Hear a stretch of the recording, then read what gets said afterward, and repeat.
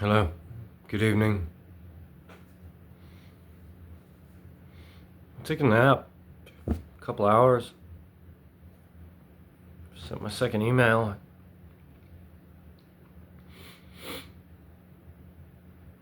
I get the feeling that he's ready to die. That he's ready to... That he is. He's in I was in my growing pains for a long time too, My accepting how ill he is and what I've been signed up for and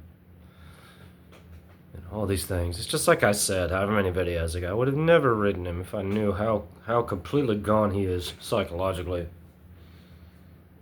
And I know that this is what always made him nervous. The thought of actually having to address who he is. And I suppose that is why I wrote. Because I don't want him to just be a goblin forever. That's not... Right? And so my point is that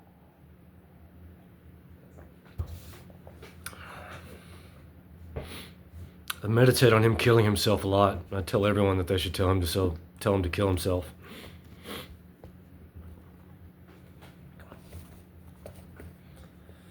And while I don't want that, we have to reconcile. That's it. That's all. That's all. I just need he needs assurances from me, and I need assurances from all of them. Right?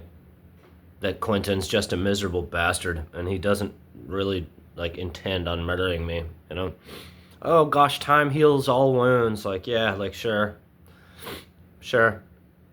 And in 2 years, when I'm still sending emails 15,000 words a day, right? And they can still say, "Oh, look how funny Quentin is. Look how funny this saga is."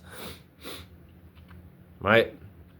And so this is why I'm oh, they probably will let me claim both of them and say I'm a hardcore badass psychic and I read their minds that they were about to do a bunch of fucking hardcore shit.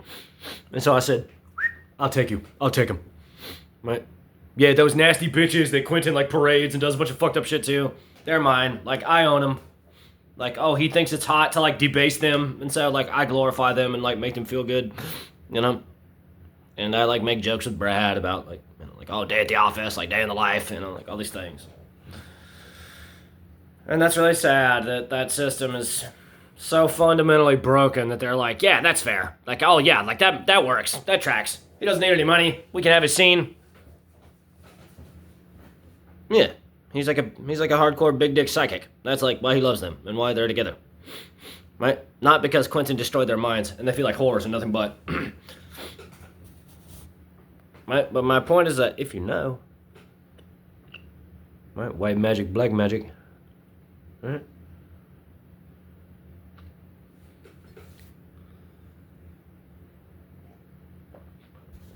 Right? So, I guess I'm just wrestling in a real way with needing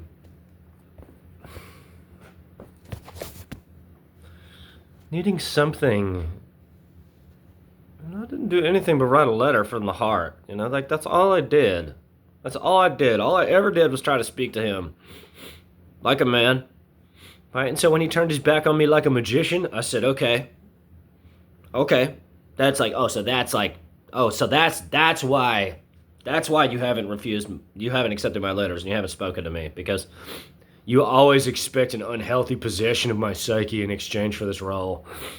Now, if I had known that it was in exchange for a soulmate, that all of this was because of a woman, I would have done it, of course. But again, right, my vow, that's not the secret. The secret to my clairvoyant mastery, right, is the same thing that they loved about me being in the film, that all of my sexuality radiates out of the top of my head, right, out of my body. And so seeing the film for what it is, they said, oh, this guy gives it a legitimate sexual fire, yes, that, now it works. Crusty old Brad Pitt who beats up women, that's not interesting. That's gross. That's old men feeling good about themselves. Right? That's the point. Right? And so I'm struggling with seeing why it had to be so abrasive, why it had to be so caustic. When, love It was always for love, you know? It's really sad when I think about like him calling his daughter a whore and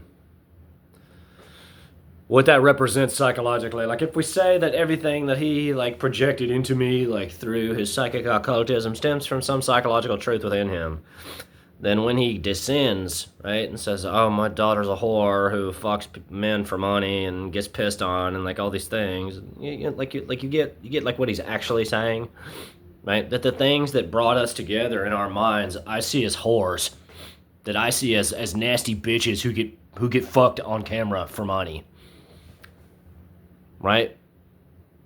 My daughter makes pornography. You get it? You get it? All because they were excited to meet me and talk to me about the movie, you know, like to be excited about Quentin's movie, you know, like that's really sad, you know, it's really unmagical. I was naive, you know, of course. If he turns his back on me, then he's completely addicted to it. That's like, right. So, he could have given me assurances. He could have given me something.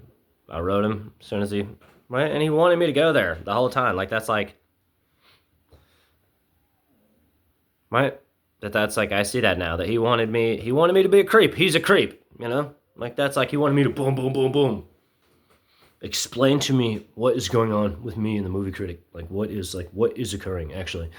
Is this funny to someone? Right? That I write letters and then like he like actually like puts messages in the press and then like stops accepting my mail and like says he canceled the film when I write about it. Like, is that like, are we playing a game right now? Is that right? And he would have said, "We're cool. I like you. The girls like you." Right? But that's right, and that's really sad that he's so indecent that he has to be like hit over the head with a shovel, just like his movies, you know. So if he's seducing someone, it has to be this disgusting exercise like in control. And I got all the way up there. But when he turned his back on me in that moment, I said, "Oh, this means something. This isn't healthy. This isn't like, oh, for money, you know, like not for love, right? But it was for love. That's the point, right? That this is right, and this is why his soul's gone, right? Like, I know we all are smart enough to understand that, right? That he, like, when I heard him as a psychic, right, he punished those women the whole time.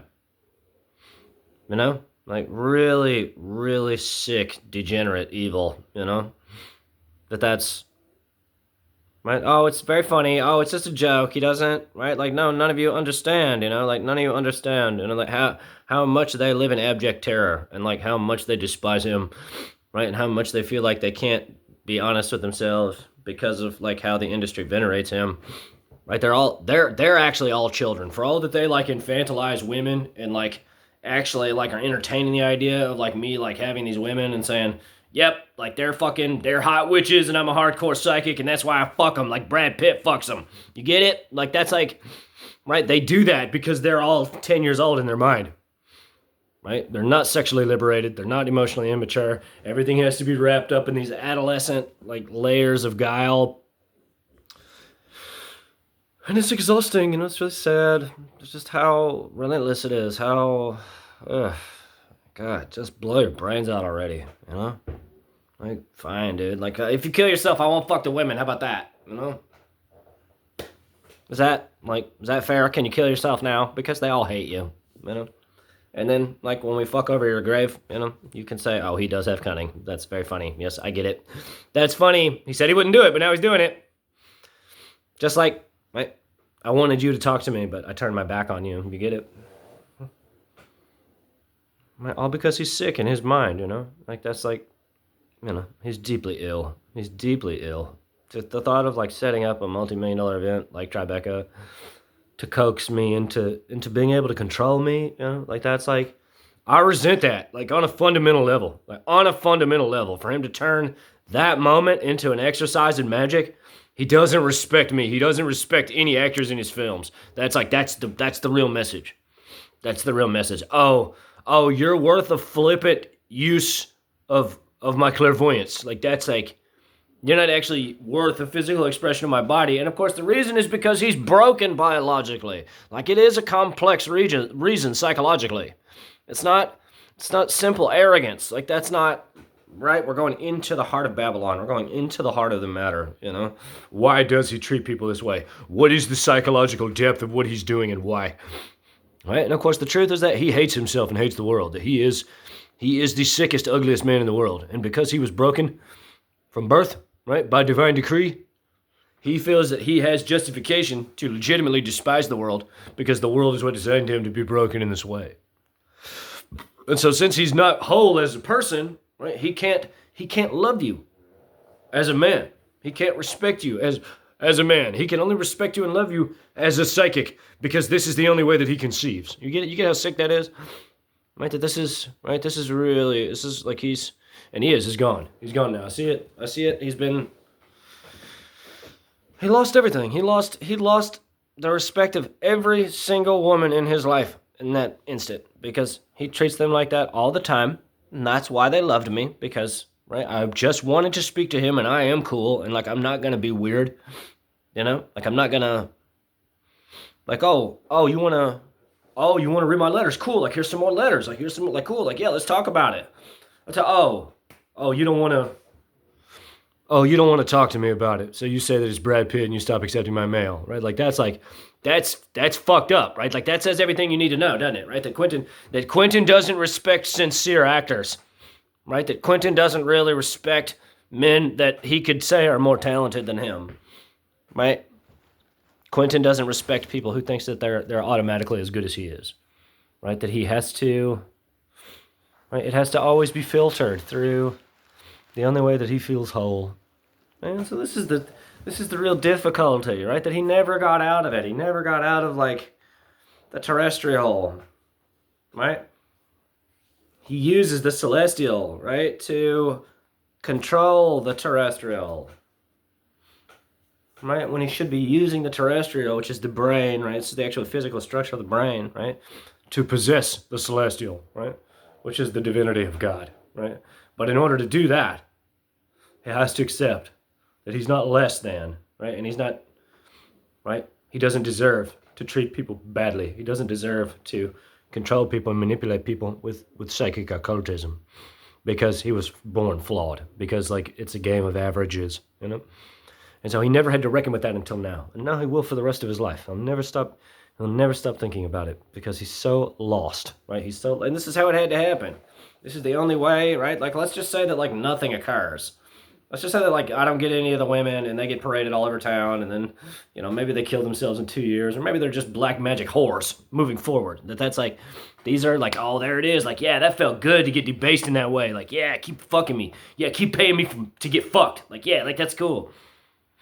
Right? Like, everyone around him for the rest of his life, they're all going to look at him and say, you disgust me on a fundamental level now. That there's nothing good about you. If you still can't forgive Brian, if you still in your heart of hearts think that you have the right to keep them from him, if you think that you have the right in your heart of hearts to control how they love each other, then you actually love nothing and you do need to kill yourself. Yes, like that's like what I'm saying. So, right? His birthday's like tomorrow, you know, so I said in the email, so let's all just take a second and meditate on how he should take his own life, right? Because he's miserable. He's not happy. He doesn't love his wife. He doesn't love his family. He doesn't love the movies, right? He loves control. That's it, right? And so when I aborted his control, I destroyed his psyche. It's done. It's done. He has nothing, right? The biggest fucking, like, whitest magical talisman, right? Aborted by the Lord Almighty, right? Because I have all of the magic in me. I don't need you to cast a spell. No, I don't need that. I don't care about women. Like, this isn't about women. This is about writing. Like, why aren't you taking my writing? What is this really about? And of course, it was about love. It was about women. You know, like that's like. And so my vow, it's like sad that like I couldn't just relax and say, oh, cool, I've been alone a long time. Maybe it's just about women. You know. Anyway, the same could be said of him. Because I'm sure that they were like, we don't like the way you treat him. We don't like this. We just want to talk to him. We just want to, you know, it doesn't have to be this serious, Quentin. It just have to, right? Just like see him for what he is and know that we can talk to him and he'll understand. So, Pray for me, pray for him, pray for them. It has to end, right? We can't go the rest of our lives like this. We have to spend time together, right? That Quentin has created. He's created a pathological condition in their minds most of all. He's infantilized them to such a degree, right, that they might have like a kind of extreme Stockholm syndrome where they're like, well, I guess that's just like the cost of doing business, right? And actually force out the truth that they've always had the choice to leave. Like they don't actually control them, you know? Like, oh, Hollywood machine.